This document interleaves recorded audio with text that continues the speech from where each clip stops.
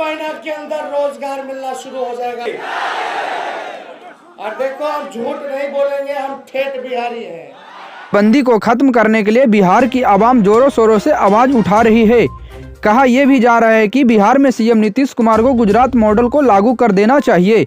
आखिर ये गुजरात मॉडल क्या है, इसका चर्चा इतना ज्यादा क्यों हो रहा है? गुजरात मॉडल शराबबंदी कानून क्या है, बताएंगे पूरी डिटेल में, तो इस वीडियो को पूरा देखते रहिए। दरअसल गुजरात में दशकों से शराबबंदी कानून लागू है, लेकिन कुछ खास नियमों से वहां पर आप पी सकते हैं शराब। ये नियम स्थानीय लोगों के लिए कुछ और है, जबकि बाहर से आए लोगों के लिए कुछ और। तो जानिए पूरी डिटेल में, आखिर बिहार में ये मॉडल कब लागू होगा। हालांकि इस समय दोनों राज्य ड्राई स्टेट में गिने जाते हैं।